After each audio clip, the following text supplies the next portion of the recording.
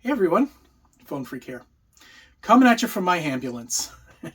And yes, it's in disarray as I'm redoing everything in here. I joined a van life forum actually, with the idea of maybe getting some folks to give me some ideas on how I can redesign the inside of this thing. Not from the functional perspective, but from the aesthetics perspective, because this thing is an ambulance on the inside. It's not the most cozy thing in the world. And I'm dressed in my flannels as a Canadian today because I don't have the heat on in here. Actually, I haven't installed it yet.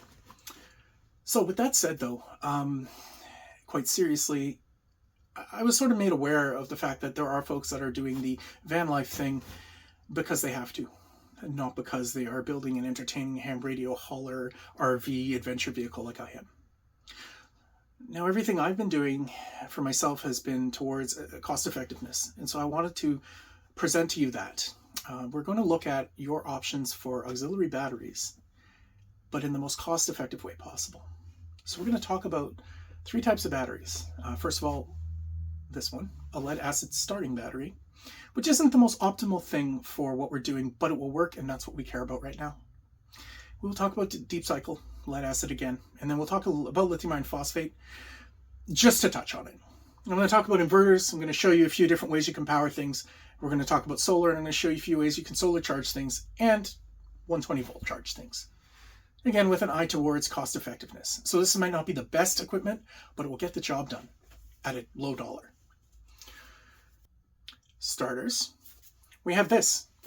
This is a car starting battery. We are going to do something that I normally don't do, but it's very important. I picked this up used because that is an option, and it's a viable option.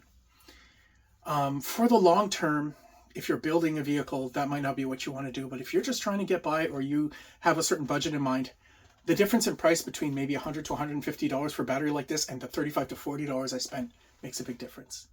So for starters, we have the lead acid car starting battery. Now these batteries aren't designed to be discharged like a lot, right? Like, so the difference between a starting battery and what's called a deep cycle, which I'll show you in a little bit, is the way they're designed. A starting battery is designed to push out a lot of power and get that car started and then be recharged again.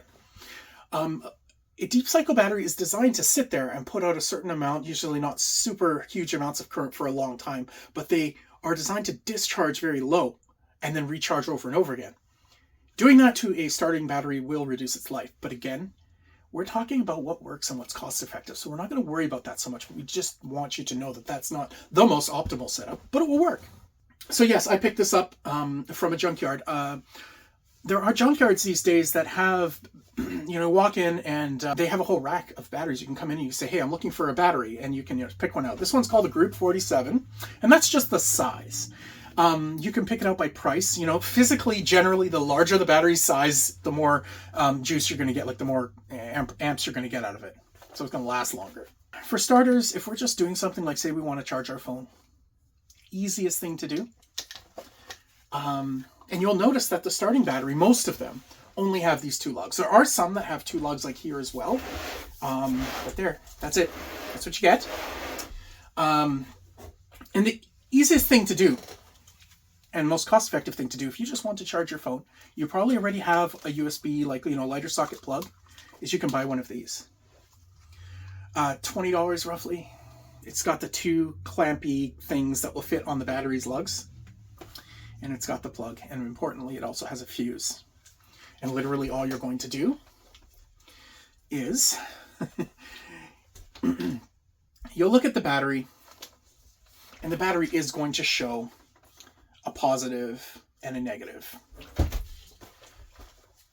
Generally, red is positive, and you will see here that, you'll see a plus on there, and black is negative. So you hook up the negative, we hook up the positive, we plug into here. We have USB power. Just like that. And this will run for a really long time. You get a day or two out of it. This is the simplest method and cheapest to just get you some auxiliary power to do something like charging a phone. There are, of course, other things that you might need to power. Like maybe you are able to work a little bit remotely, or you just need some entertainment. You're going to want your laptop to run. Generally, that's going to that's going to be using what's called an inverter. And we're going to get to that in a little bit, what an inverter is and what it does. But for now, here we are. Cheap, easy. Now, what do we do when we want to recharge this? Well, that's another thing. We'll get to that. But for now, I'll just show you the difference between this and a deep cycle battery. They tend to be larger. And here we have it. The big boy, the big deep cycle battery. Almost the same setup as the little guy. It has the big lugs like what you're used to seeing on a car, but it also has these posts here. Now this battery was used. This came from an auction. It was $30. Again, if you want to gamble, I would say if you can have the battery tested like the junkyard did. They use a unit very similar to this. This is just a little Motor Master thing. It was on sale for about $50, allowing me to clip onto a battery and test it before I do anything else and purchase it or whatever. I bought this one sight unseen, and I was lucky. It's marginal. It'll do what I need it to do. But it's a better option because it's larger physically, and it's designed to sit there and deliver that power and deep discharge and then recharge over and over again without that difference in loss of capacity over time. They're also big and heavy, and that kind of can suck, especially again if you need the space. Because as you can see here, this guy is smaller, easier to handle. But that's the other type. Now the third type I have to take you outside because I only have one of them. They're expensive. And that's the lithium iron phosphate battery. If you're going to be van lifing for the long term, and if you can afford it, this would be a great choice. It's going to last you a long time. Now a note on safety. Never leave these uncovered. Get some electrical tape, get something and cover them up. You can see I have a cap on this side, but that's sitting there open. These batteries can deliver a lot of current and can start a pretty excellent fire pretty quickly if you go across these terminals with something conductive. When you're charging these, and we'll get to charging, is that these have one problem. They generate hydrogen when you charge them, which means they shouldn't be in a sealed area. There should be a little bit of venting. So if you're in the living quarters with the battery, you crack a window just a touch when it's charging. When it's discharging, it doesn't do that. The other thing is that these batteries sort of require maintenance. They are what's called a flooded battery. So inside of here is a mixture of acid and water that interacts with the lead plates and everything and creates the voltage. The two caps on the top are where you can refill. And that's a little out of scope for these, but they do require maintenance if you want them to last a long time. So that is a bit of a con. So there's your quick intro into batteries. Life PO4, well, I'll show you. This battery here is lithium iron phosphate. It's physically roughly the same size as that deep cycle battery you saw. It works, it's 100 amp hour. It is pretty incredible, but these batteries are expensive. They could be $400 to $800 depending. And so they're sometimes out of reach. The other thing is about lithium iron phosphate is the batteries will not charge or should not be charged when it is cold below 0 degrees. That will damage them. So many of them have a heater inside. This one doesn't, but that was what made it so cost effective. So that is something to consider and why I wanted to mention these batteries, but I'm not going to bring it up as a really viable option when we're talking being cost effective. Hey guys, editing phone freak here. So I just want to mention one thing about lithium iron phosphate batteries, and that is that when you have a lithium iron phosphate battery, they have a different discharge curve than a lead acid battery. So having a 100 amp hour lithium iron phosphate battery is a little bit like having a 200 amp hour lead acid battery. They discharge deeper and differently. If you were to graph it, a lead acid battery goes like this, whereas a lithium iron phosphate battery sits there for over its time and then it discharges nearer to the end. Just meaning you get more time out of the battery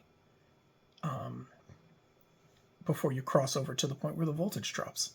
Just want to mention that. That's one of the big things about them. Also, they're very light. That battery's 20 pounds versus the 65 plus pounds or whatever the heck that big battery is. That makes a difference. But still, they're a little out of scope for our discussion on cost effectiveness, but I did want to bring that up. So for charging, you are going to need 120 volts. There are ways to get around that. We'll talk about solar panels and some of those things. if you have the ability to maybe keep a couple of batteries and you can rotate them, maybe you have a friend or family member that you can drop the battery off and plug it in and leave it charging in the garage while you go to work or while you're, that would work, because charging takes a lot of time. This particular charger can provide 10 amps. But if this battery is 100 amp hour, it means that's going to take 10 hours for that battery to come up to 100%. Now, if it's a 100 amp hour battery, the chances that you discharged it in one night are probably fairly low.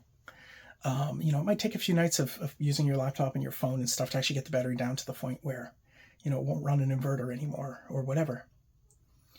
But keep that in mind. You're going to want to buy the biggest charger you can afford. As well, stay away from chargers that aren't smart chargers. So smart chargers are pretty much the ones like this. They're small physically. They have a lot of options. This one can do 12 volts and 6 volts and AGMs and lithiums and such. They also, smart battery chargers will, when the battery's full, they will go into a maintenance mode. They won't push a bunch of juice into it and cook the battery. Dumb chargers are those big box ones that have like a switch, basically it just says on or off, and they just buzz. They're very simple. You plug them in, they go, and they push power into the battery. But I don't like to use those if they're not supervised, because you run the risk of overcharging or causing difficulty. So a smart charger is the way to go, and you get the biggest one that you can afford. I am not wed to a particular brand. I happen to use NOCO chargers because Canadian Tire is very close to where I live, and they sell them. They have worked very well for me. I have several. So that's pretty much it for charging from 120 volt. Get the biggest charger you can afford. Make sure it's a smart charger. And if you can pick up a couple of batteries, even smaller ones, and you have somewhere where you can charge, a friend's place or something, that's an option. As you can see, this isn't the most inconspicuous setup. I mean, if you can run a cable out your door and plug in, maybe that's an option, but that's part of the problem. It's a little bit unwieldy to be carrying around a battery and a charger and all these wires.